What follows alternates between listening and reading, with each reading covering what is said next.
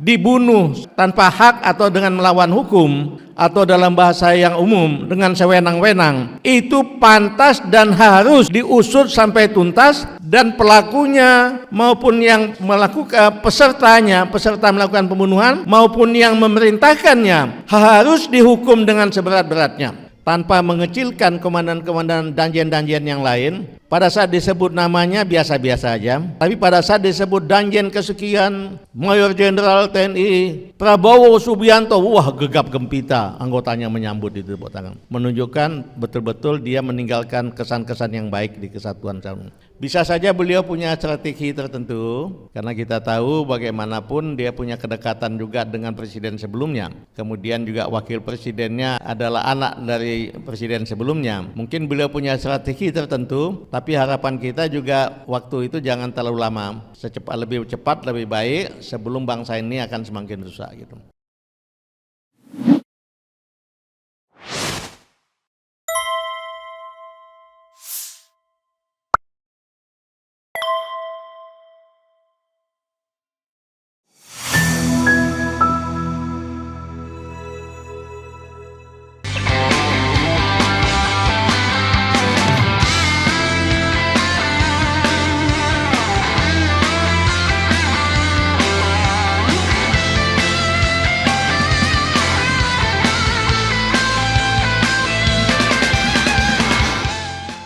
Jadi ini menarik ya, karena kita membutuhkan sebuah pendapat yang legitimate ya kan terhadap pemerintahan Presiden Prabowo, yang kita pahami bahwa Pak Jenderal Fahru Rozi itu seniornya Pak Prabowo Subianto. Pak Jenderal Fahru Rozi ini kelahiran 26 Juli 1947. Betul nggak Pak? Betul. Tepuk tangan dong buat saya. Kenapa saya hafal? Karena saya baru aja lihat Google. Dan Prabowo Subianto kelahiran 17 Oktober 1951. Ya. Jadi perbedaan usianya kira-kira 4 tahun. Ya. Yang lebih senior Pak Sutioso, sekarang 80 tahun beliau. Ya. Ini menarik Pak ya. Orang di awal kegiatan kita mempertanyakan 3 soal besar. 1, adakah harapan pengungkapan KM50 di masa pemerintahan Presiden Prabowo ini? This is the first question. Yang kedua adalah, adakah pengaruh hubungan antara Prabowo Subianto sebagai presiden dengan Habib Rizik Syihab sebagai pemimpin atau imam besar dari Front Pembela Islam dulunya dan sekarang Front Persaudaraan Islam, serta kelompok lainnya, GNPF Ulama, dan ada juga kelompok Persaudaraan Alumni 212. Yang ketiga, Bapak langsung jawab, adakah pengaruhnya hubungan antara Prabowo dengan Jokowi maksudnya. Itu bisa berpengaruh juga terhadap KM50 dengan asumsi bahwa pemerintah yang dulu terlibat baik either crime by commission melakukan or crime by omission, yaitu pembiaran. Kalau TNI itu tahu betul yang namanya crime by commission, crime by omission, karena biasanya kalau kita bicara pelanggaran HAM selalu terkait dengan soal-soal perang dan lain sebagainya. Ya, war crime, kemudian ada crime of aggression, kemudian ada genocide, ada crime against humanity sebagai sebuah kejahatan HAM berat di ICC, International Criminal Court. Kita tahu Netanyahu sudah diperintahkan untuk ditangkap oleh ICC. Silakan Pak Jenderal. Terima kasih. Saya memang master di bidang hukum dan sarjana hukum. Tapi karena saya bukan aktivis hukum, ya kadang-kadang banyak lupa-lupa juga. Tapi saya bisa garis bawahi bahwa pembiaran yang dilakukan oleh seseorang yang mestinya dia mampu mencegah, itu sama dengan ikut melakukan perbuatan pelanggar hukum itu. Ya. Jadi kalau itu betul terjadi, ya siapa yang melakukan pembiaran itu padahal dia mempunyai kemampuan untuk mencegahnya, maka dia pantas dihukum dengan seberat-beratnya juga. Kembali. Kemudian apakah bisa kita menaruh harapan kepada Bapak Prabowo untuk membenahi bangsa ini ke depan? Saya bilang sangat bisa. Karena yang lalu pernah saya sampaikan bagaimana kekhasan Pak Prabowo ini. Dia bangga sekali dalam masuk suatu kesatuan, dia membenahi kesatuan itu dengan sebaik-baiknya. Saya contohkan pernah yang lalu saya sampaikan, misalnya pada saat Danjen Kopassus misalnya, betul-betul satuan ini dilantik dan dilengkapinya dengan sangat baik gitu, tanpa mengecilkan komandan-komandan sebelumnya. Ya kalau Danjen Kopassus kan pasti orang pilihan ya, tapi jadi tanpa mengecilkan beliau-beliau itu, saya bisa katakan bahwa setiap ulang tahun Kopassus kan selalu disebut setiap ulang tahun kesatuan manapun ya, siapa komandan pertama, komandan kedua, komandan dan sebagainya, tanpa mengecilkan komandan-komandan danjen-danjen yang lain. Pada saat disebut namanya biasa-biasa aja, tapi pada saat disebut danjen kesekian, Mayor Jenderal TNI Prabowo Subianto, wah gegap gempita anggotanya menyambut itu, tepuk tangan, menunjukkan betul-betul dia meninggalkan kesan-kesan yang baik di kesatuan. Bukan hanya di Kopassus saja, pada saat dia Komandan Batalion Lintas Udara 328, kebetulan saya atasan langsungnya juga begitu, dia bina dengan bagus, dia melengkapi dengan sangat baik. Sampai sekarang pun kalau ulang tahun kesatuan Batalion 328 Lintas Udara Brigif Pelindung 17 disebut nama dia pun gegap gempita, mereka menepuk tangan untuk Pak Prabowo. Padahal beliau bukan siapa-siapa lagi, dan mohon maaf pada saat gegap gempita itu beliau malah sudah berada katakanlah dalam tanda petik ke luar Indonesia gitu ya, bukan di Indonesia lagi, tapi tetap gegap gempita anak buahnya atau mantan anggotanya menyambut beliau. Nah kemudian pertanyaan lainnya tentang apa yang bisa kita harapkan dari beliau ya. Saya kira memang ya harus kita sampaikan ke beliau situasi seperti ini, tentang ada kesewenang-wenangan terhadap yang diduga kuat terjadi kesewenang-wenangan terhadap 6 laskar FPI, dan saya yakin beliau yang memang bertekad kuat untuk membangun bangsa ini dengan baik, membuat semua rakyat merasa sejahtera dan hidup bahagia di Indonesia, pasti menurut saya 100% beliau akan mengambil langkah-langkah untuk membenahi ini. Kita tinggal menyampaikan aja data-datanya, dan beliau saya kira sudah sangat paham, dan insya Allah saya yakin beliau akan menugaskan aparat terkait untuk melakukan langkah-langkah pengusutan dan tentu saja penindakan tanpa memandang bulu siapapun yang terlibat di dalamnya. Amin ya rabbal alamin. Oke, saya harus menyampaikan pertanyaan kritis kalau begitu. Apa yang ternyata Pak Jenderal ini satu generasi dengan Pak Luhut Binsar Panjaitan ya? Betul. Jadi Pak Luhut itu lahir 28 September 1947, lebih tua Pak Jenderal berapa bulan? Ya mungkin lebih kemudian tua saya sudah sama Pak Wiranto lebih senior lagi. Lebih senior ya? Pak Wiranto lebih senior. Tapi 47 juga dia, 47 awal ya? Iya, kalau beliau kan masih AMN ya. Oke. AMN 3 tahun, kami Akabri udah 4 tahun. Oke.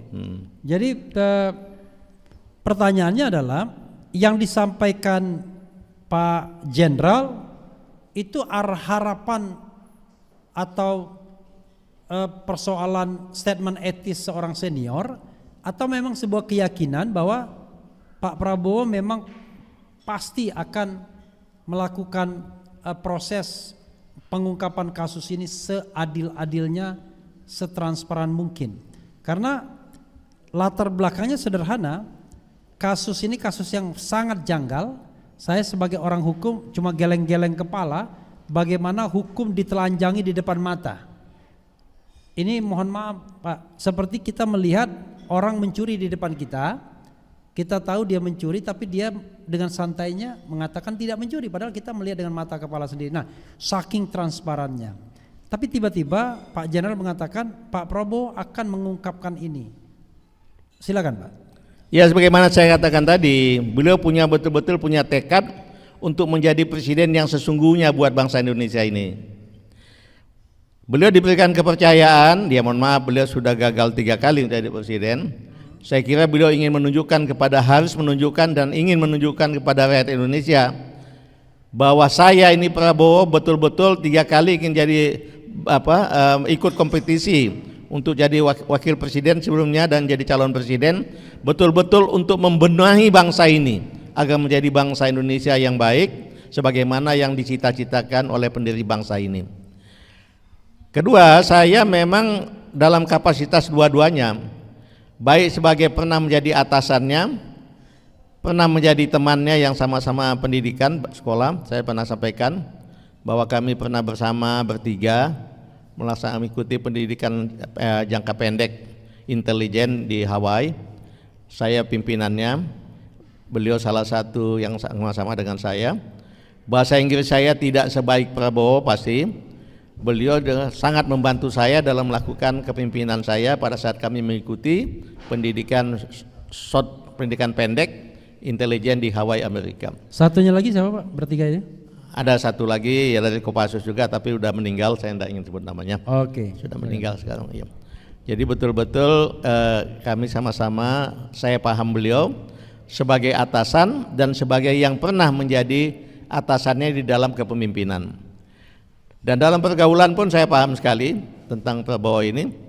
Ya, tiap orang pernah melakukan kesalahan, dan kesalahan itu pun pada saat disampaikan ke kami karena cintanya kepada Indonesia, yang dia anggap bahwa itu yang dia lakukan betul-betul bisa membuat Indonesia menjadi lebih baik meskipun itu salah, dan itu telah diberikan hukuman yang sepantasnya buat dia. Jadi kalau saya yakin sebagai atasan dan sebagai yang pernah menjadi atasannya dalam kepemimpinan di TNI, dia akan melakukan hal yang terbaik untuk membangun bangsa ini ke depan. Terima kasih. Itu pernah nggak direct satu batalion atau satu institusi?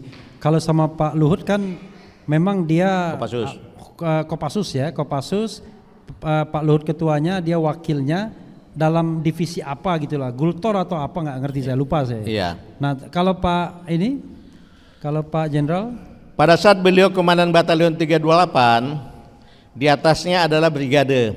Batalion ini adalah bawahannya brigade. Saya wakil komandan brigade pada saat itu. Di dalam brigade namanya kepala staf brigade. Bukan komandan brigade, tapi saya kepala staf brigade atau sama dengan wakil komandan brigade. Jadi saya atasan langsung dari Batalion 328, yang komandan batalionnya adalah Pak Prabowo Subianto. Waktu itu pangkat Pak Jenderal apa? Waktu itu saya Letnan Kolonel senior dan beliau juga Letnan Kolonel. Oke, beliau juga Letnan Kolonel ya? Iya. Sorry maaf, Pak Jenderal jadi wakil Panglima TNI itu tahun berapa sampai tahun berapa? Tahun berapa ya? Atau Jenderal tahun berapa? Biasanya lebih ingat Jenderalnya. Iya. Setelah reformasi Pak ya? 99 ya. 99. Jadi setelah reformasi ada jabatan baru wakil Panglima TNI. Iya. Beliau sebelumnya udah ada wakil Panglima TNI Pak Widodo. Oke. Iya. Wakil Panglima TNI Pak Widodo sebelumnya. Itu Widodo. Oke. Soalnya ini jabatan kadang ada kadang enggak. Iya. Iya. Kemudian ya dengan pertimbangan tertentu hilang. Tapi kemudian waktu saya Menteri Agama, Pak Jokowi sempat mengumumkan mengadakan lagi jabatan itu. Saya tahu sekali karena pada saat mengumumkannya itu saya ada di situ. Oke. Ya. Dan itu buat Pak Andika katanya waktu itu. Nggak tahu, tapi kemudian ya mungkin politik berkata lain mungkin ya. Oke. Nggak jadi diisi. Iya, soalnya memang menampung menjadi bintang 4 ini kadang-kadang slotnya kan sedikit. Iya. Kalau di Polri sebenarnya cuma satu aja slot bintang 4, tapi tiba-tiba ada kabin bintang 4 ya. Iya. Pak Fahrul Razi, apapun yang Bapak komentarkan ya, agak berbeda dengan apa yang terjadi atau yang menjadi diskusi kita sepanjang hari. Tidak banyak orang yang merasa optimis terhadap Pak Prabowo mampu atau mau punya political will untuk mengangkat kasus ini kembali. Tetapi nanti kita akan buktikan ya, Yang jelas sampai saat ini memang belum ada statement apapun dari Pak Prabowo, dari Istana, dari Gerindra soal kasus KM50 ini, kecuali statement dari Habib Rizik sendiri yang selalu mengulang-ulang, pokoknya mengejar sampai kapanpun siapapun yang terlibat dalam KM50, baik pelakunya, yang menyuruh lakukan dan lain-lainnya. Mudah-mudahan ya, Amin. mudah-mudahan dengan kegiatan ini saya senang ya, Pak Fahru Rozi, Pak Jenderal punya perspektif yang agak berbeda. Optimis. Apalagi Habib Rizik Syihab itu kan pernah menjadi teman dekatnya Pak Prabowo ya. Teman sangat dekat ya, malah pada saat sama-sama beliau berjuang untuk menjadi pada saat Pak Prabowo berjuang untuk jadi calon presiden. Ya. Nah, Jadi Pak Habib Rizik membackupnya dengan penuh hati, ya, mengerahkan anak buahnya untuk mendukung Pak Prabowo waktu itu. Ya. Dan saya kira Pak Prabowo tidak akan lupa itu. Ya, jadi sobat era sekalian, memang dari Mekah ya, Al Mukarramah, pada waktu itu memang ada perintah Habib Rizik untuk mendukung Pak Prabowo di Pilpres 2019. Karena itu mati-matian. Dan ini Pak, sebagian besar mereka yang datang di sini adalah orang yang juga mendukung Pak Prabowo baik 2014 maupun 2019.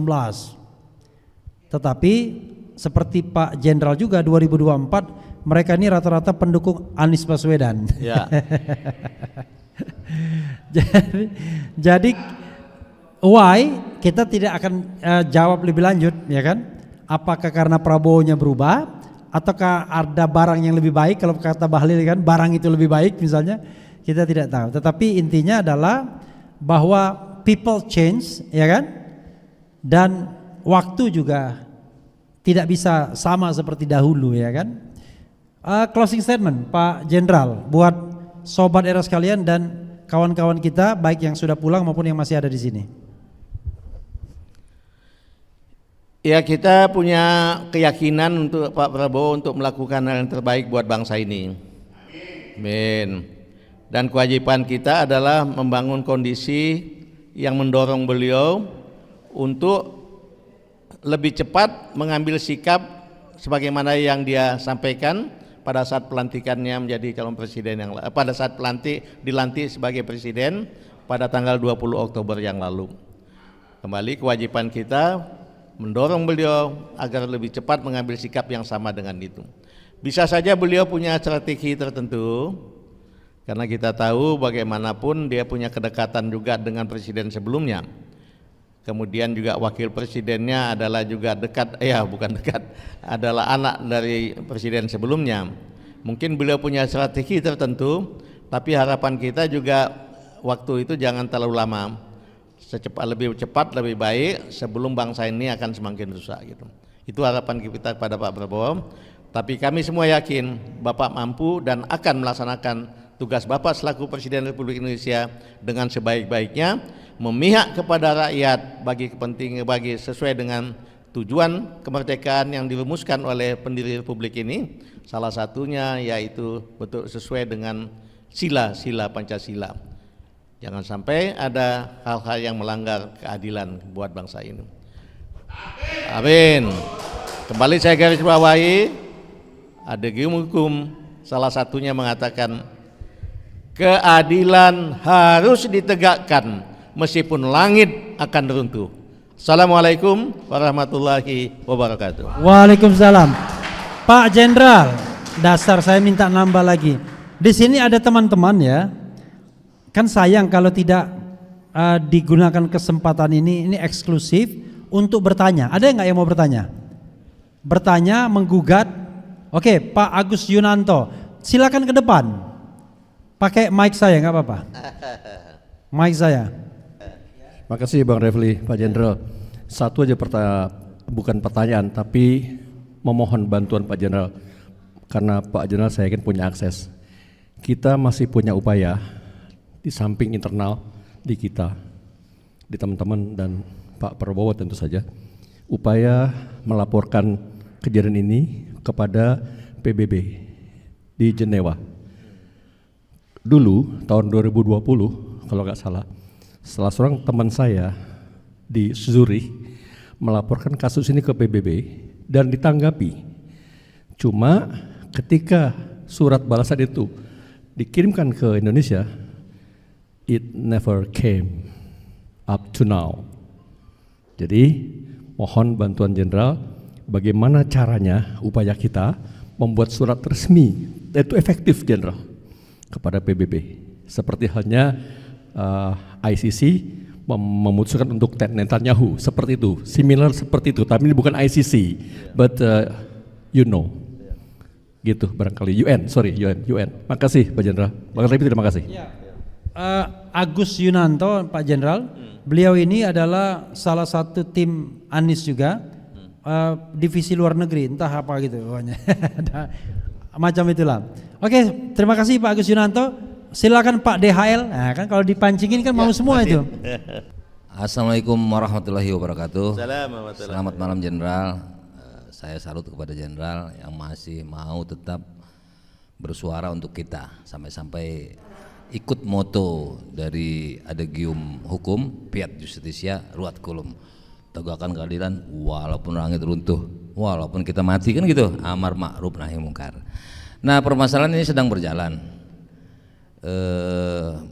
Imam kami atau umat lintas sara menginginkan agar Prabowo mendorong yang istilah tadi siang tinggal memerintahkan Jaksa Agung atau Kapolri mengusut kembali, sehingga kita juga punya waktu, artinya bukan mendikte, tapi itu memang hak warga negara Indonesia. Setiap masyarakat yang menginginkan keadilan itu ditegakkan, bahwa permintaan umumnya bangsa ini adalah perintahkan untuk mengungkit ini kembali. Nah, pertanyaan saya adalah apabila tidak batas waktu tertentu, ada yang minta 100 hari, ada yang minta 200 hari, ada yang 1 tahun, entah berapa batasnya nanti, alhasil kita bertolak belakang kembali karena ternyata nggak mau. Apakah kami ini semua akan ditangkap lagi seperti zaman-zaman Jokowi itu? Nah, apa pandangan Jenderal? Apakah berulah karena pengaruh Jokowi ataupun memang etos dari beliau sendiri? Kira-kira apa pendapat Jenderal? Itu yang kami tanyakan. Intinya adalah ya bagaimana kalau Prabowo tidak melakukan proses pengungkapan kasus ini sampai batas waktu yang kita pikirkan rasional. Sudah 4 tahun misalnya, enggak juga. Ibu-ibu, mumpung ada Pak Jenderal, Bu Yulia silakan, Dr. Julia. Jadi ibu-ibu bayangkan Pak Jenderal 40 tahun yang lalu ya, gagahnya minta ampun nih. Terutama alisnya itu yang paling terkenal ya. Oke, silakan Dr. Julia. Assalamualaikum warahmatullahi wabarakatuh. Pak Jenderal Farul Rozi yang saya hormati, yang kami hormati semua. Tadi sudah dikatakan oleh Bapak bagaimana sebetulnya Pak Prabowo secara pribadi sebetulnya bisa kita harapkan banyak. Tapi seperti yang dikatakan oleh Pak Refli Harun juga, beliau dalam keadaan dilematis. Sekarang sebagai rakyat saya berhak untuk bicara dengan menggunakan nama ya Pak ya. Bahwa tadi dikatakan, semua orang tahu bahwa Habib Rizik mengatakan kabinet ini, sorry tadi bukan kata saya, ada anyirnya katanya gitu ya, sorry, anyir, bau anyir. Dan dengan memohon maaf kepada yang mungkin terkait, karena dikatakan Pak Habib Rizik itu mengatakan bahwa dalam apa yang dari Pak Riza Fadilah, kata-kata mengungkap kondisi yang beliau tahu bahwa dalam hal ini Pak Dudung, Jenderal Dudung, saya nyebut nama mohon maaf, Jenderal Dudung, Jenderal BG, ya kan, bahwa BIN dan Pangdam pada saat itu menjadi salah satu yang terlibat menurut, dan bukan saja menurut Habib Rizik, saya juga percaya itu ya Pak ya, walaupun saya tahu bahwa saya bukan kenal, saya tahu Pak BG ya, kalau suami saya maksudnya pasien, pokoknya suami saya tahu, kita nggak kenal dekat akrab tapi kami tahu, jadi kami juga nggak ada niat jelek, cuman itu fakta, kita ngomongin fakta nih Pak, kita secara realistis kita tahu bahwa bagaimana tidak mudahnya posisi Pak Prabowo yang walaupun niatnya baik. Dan saya yakin bahwa Jenderal Dudung dan Jenderal BG itu adalah titipan Pak Jokowi, Presiden kita, yang dikatakan oleh Pak Habib Rizik, Habib Rizik. Justru mohon maaf nih Bapak ya, saya bicara sama Bapak nggak apa-apa ya, saya curhat nih kepada Bapak ya Pak ya, saya menghormati posisi Bapak juga sebagai jenderal, tapi biarkan saya rakyat mencurahkan bahwa Bapak tidak mau berkomentar juga tidak apa-apa ya Pak ya. Saya hanya ingin menyampaikan bagaimana tidak mudahnya kondisi kita untuk memperjuangkan KM 50 karena ada titipan Pak Jokowi yang dianggap oleh Pak Habib Rizik. Pak Jokowi adalah otaknya, dia kata bilang. Karena tapi saya pernah dengar memang hajar saja, kejar saja, kalau perlu ada aturan didor-dor aja. Jadi kita terkaget-kaget kok presiden ngomong begitu gitu ya Pak ya. Jadi kalau misalnya Habib Rizik mengatakan bahwa ini nggak mungkin nggak diketahui oleh presiden, dan presiden mungkin pada saat mengadakan jumpa pers juga mengatakan bahwa enggak kok polisi udah benar. Padahal udah jelas-jelas itu ada pelanggaran HAM berat. Saya kebetulan dokter ya Pak ya, bahwa itu udah jelas pelanggaran HAM berat gitu. Apalagi maksudnya awam aja tahu semuanya. Nah jadi ada beberapa hal yang memang Pak Presiden di sini berperan penting.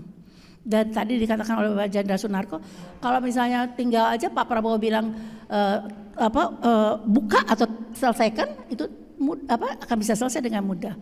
Nah tetapi misalnya contohnya Malaysia ya Pak ya, Malaysia tuh Mahathir tuh berani, PM Mahathir, karena beliau ini utangnya bukan kesalahan negara, kita tangkap lalu kita nggak mau bayar hutang. Itu memang presidennya langsung ya. Nah saya tidak tahu posisi Pak Prabowo seberapa jauh dalam kondisi yang berat seperti ini. Karena saya melihat ada niat baik dari Pak Prabowo, sebetulnya saya ingin membantu Pak Prabowo. Ada beberapa alternatif Bapak ya. Saya yakin betapa sakitnya keluarga dan Pak Habib Rizik dengan kematian secara biadab itu. Jadi mereka ingin menegakkan menegakkan keadilan sampai kapanpun, katanya begitu. Hanya saya juga realistis mengatakan bahwa kondisinya berat sekali karena semua diselesaikan secara politik oleh mereka, sehingga kita kesana nggak nembus, kesini nggak nembus, tapi kita tetap berjuang. Kita bilang begitu karena kondisinya sudah sangat berat. Cuman kalau kita beramar ma'ruf nahi mungkar ya nggak bisa, katakan benar adalah benar, salah adalah salah. Jadi walaupun keadaannya berat seperti itu, namun kita tetap berusaha terus. Hanya bagaimana? Ada salah satu alternatif Pak, ya nggak enak didengarnya sama Pak Habib, saya dekat dengan keluarga Habib Rizik, saya cukup dekat, bahwa Pak Habib akan terus mengejar. Keluarga juga berharap begitu. Saya tadi bicara sama Pak Refli Harun, gimana secara ada di kita tuh islah perdamaian dengan fidyah atau tidak dengan fidyah. Beliau mengatakan dari sudut pandang pelanggaran HAM berat itu harus ada pengakuan dari kalau kita mau damai pun, kita maafkan pun, harus ada pengakuan bahwa memang mereka melakukan kesalahan. Sementara kan tidak mau mengakui, kemungkinan besar. Dan keluarga Habib Rizik pun mengharapkan kita mau maafin kalau dia ngaku. Jadi terjadilah sesuatu hal yang sangat sulit untuk dipertemukan. Jadi sebetulnya kalau menurut kita, jadi dari dalil kita dalam agama, kita boleh balas secara hukum yang setimpal, mulut dengan mulut, hidung dengan hidung. Hanya kalau kau memaafkan karena Allah maka itu lebih baik, dikatakan begitu. Dengan dalil itu, walaupun mungkin orang akan marah, Habib akan marah, siapapun yang keluarga korbannya akan pasti masuk surga, itu juga akan marah keluarganya karena beliaunya sih korbannya sudah masuk surga. Tapi saya ingin tetap menyampaikan bahwa itu salah satu alternatif. Lalu tadi Pak Khojin mengatakan bahwa kalau misalnya sekarang yang bunuh itu tidak ada dananya, pemerintah yang mengambil alih. Nah, jadi itu salah satu alternatif Bapak. Ya, bahwa jadi pembayaran fidyahnya itu dengan pengambil alihan kewajiban. Hanya sekarang yang beliau mengatakan kalau mereka nggak mau, sementara tuntutan harus mengakui ada pelanggaran HAM berat, sementara ini nggak mau mengakui HAM berat, saya lemparkan ke Bapak bagaimana solusi yang sebaik-baiknya gitu Bapak. Terima kasih. Wassalamualaikum. Oke. Ya, tepuk tangan buat Dr. Julia. Saya agak ringkas sedikit Pak, karena saya khawatir Pak Jenderal tidak mencatat secara baik pertanyaannya. Jadi pertanyaan yang pertama itu adalah ada upaya ke PBB.